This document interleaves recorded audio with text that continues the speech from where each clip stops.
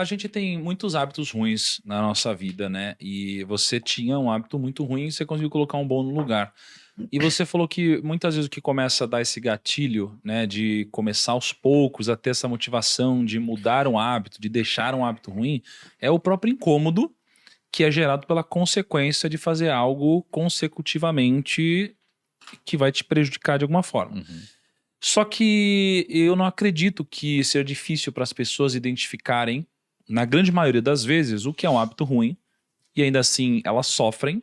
Elas gostariam de não ter um hábito ruim, mas conseguem ter uma função sempre, né? Em algum hábito, de alguma forma, né? Ter uma recompensa, geralmente em algum hábito. Eu queria te perguntar, o que diferencia, qual que é a linha tênue entre uma pessoa que consegue trocar um hábito ruim por um bom, como foi o seu caso, e uma pessoa, às vezes, como que o Lucão acabou de falar, que eu queria fazer isso e eu não consigo. Assim, o que diferencia alguém que consegue e alguém que não consegue? Olha, Thiago, essa pergunta demandaria alguns bons minutos de explicação, mas assim, tentando não ser prolixo, primeiro, você precisa, antes de mais nada, estabelecer um terreno fisiológico, se eu posso chamar assim, que permita a alteração do hábito. Vou dar um exemplo. O pessoal que acabou de comentar ali, né? Não lembro quem que falou, que seria bom chegar na geladeira de noite, ter meia-noite e ter um negócio X para comer. A primeira coisa que você tem que fazer para tentar ter uma alteração comportamental a nível habitual significativa é ter ciclo circadiano regulado. Então, se você dorme errado, é mais ou menos tipo você querer andar com o carro com o pneu furado. Já saiu ruim. Inclusive na clínica BeHealth que a gente tem, a primeira intervenção que a gente faz com todos os pacientes é ajustar o sono do paciente. Mas o que é dormir certo?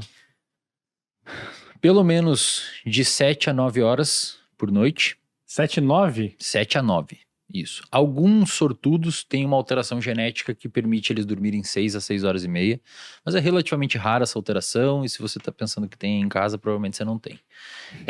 Não, mas eu acordo bem. Na verdade, tem estudos mostrando que se você priva pessoas de sono, por exemplo, bota no laboratório, esse estudo foi feito pelo Matt Walker, neurocientista hoje que é o mais pica assim, na área do sono. Levou a galera pro laboratório, lá nos Estados Unidos faz muito isso, tem grana para fazer, né? No Brasil não tem pesquisa para isso. E deixa um grupo dormir 8 horas, um grupo se acorda com 6, um grupo acorda com 4 horas de sono, outro grupo vira à noite. Quando você vai ver no outro dia, ou fazendo isso consecutivos dias, o grupo que dormiu 8, quando você vai aplicando sucessivos testes de função operacional do cérebro, memória verbal, linguagem, raciocínio, velocidade de processamento de informação, o grupo que dormiu 8 horas é o que vai mais rápido. Eles são cognitivamente mais afiados. O grupo que dormiu 6 é um pouco pior, o que dormiu 4 é pior, e o que virou à noite é uma desgraça. E quando você aplica um teste de percepção subjetiva de cansaço, ou seja, você pergunta, Thiago, como é que você tá aí, cara, depois dessas noites dormindo 6 horas? O grupo que dormiu 6 horas responde que tá tão bem quanto o grupo que dormiu 8. Mas quando você vai mensurar objetivamente a função cognitiva, eles estão pior. Ou seja, em outras palavras, você fala, não, eu tô bem, mas quando a gente vai avaliar, você não... Entendi. Né? Então, dormir bem 7 a 9 horas por noite, para a população em geral, mas tem exceto crianças, tá? Criança dorme mais mesmo. Mas tem a gente falou aqui que tem um período, 7 a 9 horas, mas tem assim, cara, porque tem aquela galera que fala assim, eu sou um cara noturno. Não tem não existe paradas assim. Não existe mas humano. Não tem uma galera que funciona melhor de manhã. Sou criativo às 3 da manhã. Não. É o Batman. Trabalha à noite. Cara, não existe animal, o ser humano não é noturno. Alguém enxerga no escuro aqui? Não enxerga. A gente não é noturno. Mas não tem aquele negócio, tipo, eu trabalho melhor de manhã. Tem os cronotipos. Tem os cronotipos. Então, o que é isso? Mais ou menos 50% é a divisão de matutino e vespertino.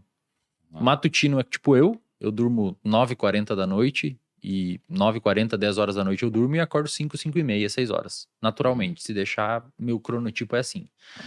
E outras pessoas são vespertinas. Tendem a dormir 10h30, 11, 11h30 e acordar 8, 8h30. Mais que isso não existe, tá? Mas eu acordo às 11, eu sou vespertino. Não, você tá errado, tá dormindo errado. Você o quê? Vagabundo, então? É vagabundo. Quando você chegava da escola, assim, você da época da Não, mas escola, ele- você mas ele chegava falou que- 1 da tarde, dormia a tarde inteira. não. Criança e jovem. Criança normais. e jovem, adolescentes, de uma maneira geral, tem um processo de vespertinilização. Adolescentes, eles tendem a dormir mais ou menos meia-noite e acordar um pouquinho mais tarde. Por isso que escolas, por exemplo, que obrigam o adolescente a acordar às 6 horas para pegar um busão para ir para a escola, cara, é um crime contra Eu o dormia na sistema aula biológico sempre. do adolescente. Ele acorda, inclusive, É. mole, assim, ó. Ele acorda no meio do sono profundo. Acordar Então, cinco- dormir bem. 5 horas da manhã todo dia. 7 a 9 horas por noite, passando por todas as fases de sono. Só que pra gente seria não perder a adequado. resposta, porque a gente entrou no sono, mas o objetivo era responder Sim, por que sim, que alguém eu vou consegue- voltar lá. Então, primeiro ponto é você ter um sono adequado, porque até onde a gente sabe, a aprendizagem, de uma maneira geral, tanto implícita quanto explícita, ou seja, as aprendizagens explícitas seria você saber onde é a capital do Brasil, o que é um CDI, essas coisas é uma aprendizagem explícita, você sabe que sabe.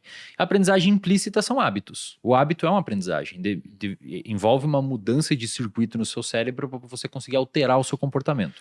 Essa mudança de circuito no cérebro, ela é sonodependente. Então a pessoa que dorme mal já vai ter mais dificuldade de mudar hábitos. Porque você, de certa forma, é como se você não tivesse o cimento muito bom para construir uma casa. Vai ser mais difícil você construir uma casa se o seu cimento for ruim. Então, o sono é um pilar fundamental. O segundo ponto e talvez mais importante, que difere as duas pessoas, quem consegue e quem não consegue mudar um hábito, é o ambiente onde essa pessoa vive, cara. Não tem como.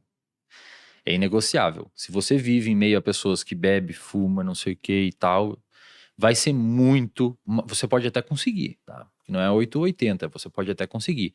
Mas vai ser muito menos provável você conseguir ter uma alteração significativa de hábito se você vive em meio e é um contexto de pessoas que têm aqueles hábitos ruins, do que se você viver em meio a um contexto de pessoas que nutrem outros tipos de hábitos. Então, se você quer alterar um hábito, você deveria se preocupar em andar e conviver com pessoas que tenham os hábitos que você busca. E também, né, vale ressaltar, alterar hábito é uma coisa que a gente fala como se valesse para todos os hábitos, mas hábitos, tem hábitos e hábitos. Por exemplo, tem até um estudo de uma pesquisadora que tentou quantificar quanto tempo a gente demora para formar um hábito. Tem a história dos 21 dias, não sei se vocês já ouviram, né? Uhum. Que não tem essa... Não... São 66, não é? Média de 66 dias para formar um hábito, só que é uma média que varia de 14 dias a quase 300. Lá vem aí o desafio de 66 dias, hein? primo, para com isso. 5 e 6 da manhã, 66 dias Não, consecutivos. cara, isso aí eu perdi uns anos de vida com esses desafios. aí. Tá na hora de, né? Aí, ó. Não. Você tá com uma carinha tão eu, bem. eu tinha que dormir 4 horas por dia por causa disso. Eu perdi cabelo, engordei. Ah, a culpa foi minha. A culpa totalmente do Thiago. Cabelo branco, ó. Thiago. E assim, Que Thiago, loucura. os hábitos são distintos nesse estudo de 66 dias, cara. Por exemplo, ela tinha o hábito da pessoa beber mais água, tinha o hábito de comer uma fruta e de fazer exercício. Tá. O que ela viu? O hábito de beber mais água foi o mais rápido a ser formado, em média, nas pessoas. Porque é mais fácil. Uhum. Você deixa a garrafa aqui no seu lado. É diferente de você ter que ir à academia, que envolve interação social, envolve deslocamento, Uhum. envolve abrir mão de um tempo da sua vida para fazer aquilo. Problema de interação social mesmo. Mas às vezes a pessoa demora para formar o hábito porque tem essas barreiras para vencer. Então, hábitos mais simples são mais simples, hábitos mais fáceis são mais fáceis de formar, e hábitos que envolvam um complexo muito grande